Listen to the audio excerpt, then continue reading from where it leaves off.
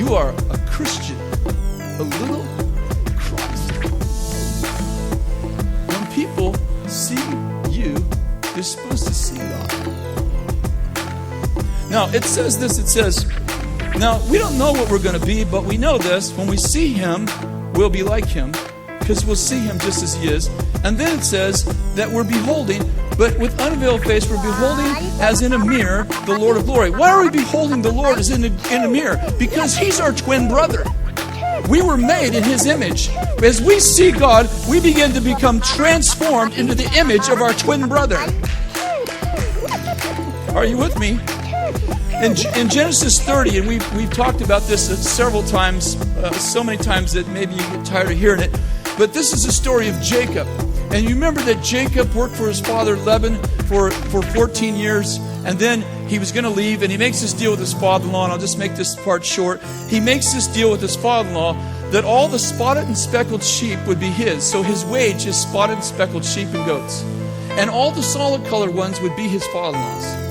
And then he does the craziest thing. There's a lot of crazy things in the Bible, actually. But he does one of the crazy things in the Bible.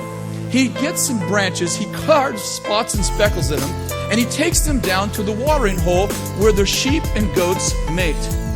And then he puts, when the strong sheep and goats mate, he puts the spotted and speckled sticks in front of the sheep and goats. And you know what happens? The craziest thing happens. They reproduce offspring that are spotted and speckled.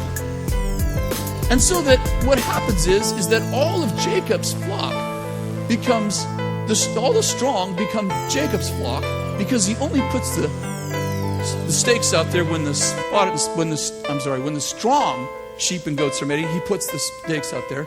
And when the feeble ones are mating, he doesn't. And he becomes wealthy because all the spotted and speckled sheep and goats are strong and are his. Now, how many of you know that God writes the Bible in parables? Like, you could miss that truth, but that truth is not about sheep. It's about the way we reproduce in God.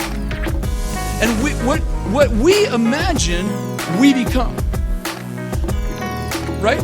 We don't become what we want to become, but we are transformed. How are we transformed? By what we see. But we reproduce. If we look at spotted and speckled things, we reproduce spotted and speckled things. We reproduce after what we imagine, what we perceive, what we view. Are you with me? Paul said that we're looking as, and it says, look at this. But we all, with unveiled face, beholding as in a mirror, the Lord of glory. What's happening? The Lord of glory. What's happening? What are we being transformed to? From glory to glory, we're being transformed into the image of what? The Lord. You guys are right. We are looking at the Lord's glory, and we're being transformed into the glory of the Lord. That's a good word. That's all right. You don't have to get excited yet. Somebody said that you are not what you think you are. And you are not what others think you are. But you become what you think others think you are. Follow me one more time. You are not what you think you are, and neither are you what others think you are. But you become what you think others think you are. Now, John Maxwell said this. He said, most of us become what the most important person in our life thinks we should become.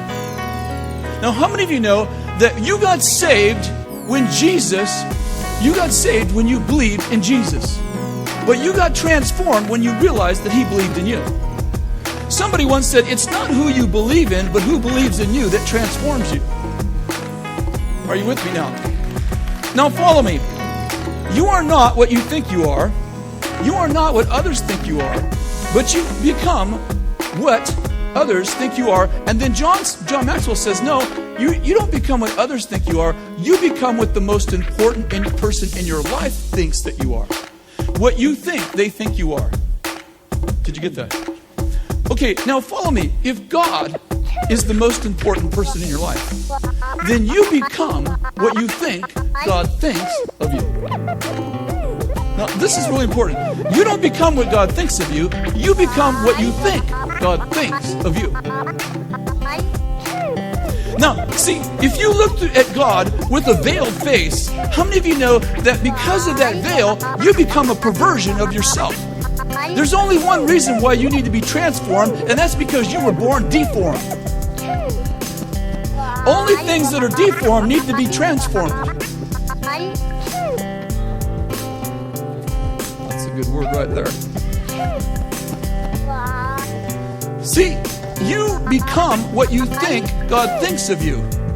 The problem is that if you don't know what God thinks of you, then you become a deformed Christian.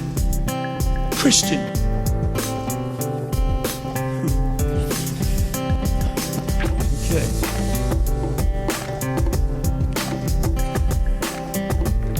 We're going to get back to that in just a minute.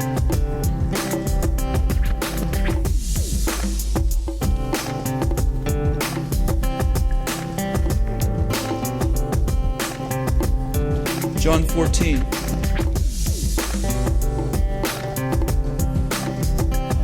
Someplace it disappeared.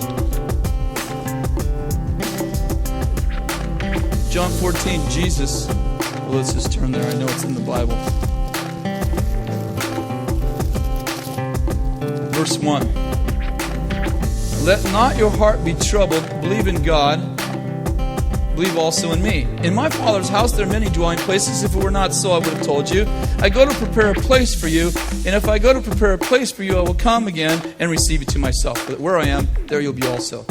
And you know the way where I'm going. Thomas said, Lord, I'm sorry, Lord, we don't know where you're going. Show us the way. And Jesus said, I am the way, the truth, and the life. No one comes to the Father but through me. If you had known me, you would have known the Father also. From now on, you know him and have seen him. Philip said to him, Lord, show us the Father, and it's enough. Jesus said, have I been so long with you, and yet you have not come to know me, Philip?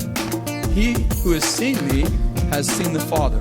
How do you say, show us the Father?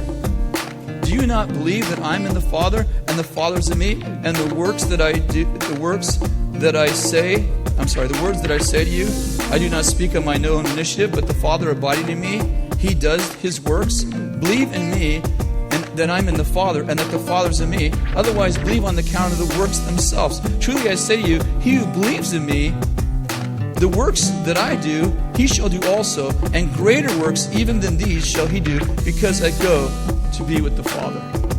This is amazing. Jesus said, you know, if you know me, you would know the Father. And Philip says, Lord, you know what? Why don't you show us the Father? And he says, Philip, if you've seen me, you've seen the Father.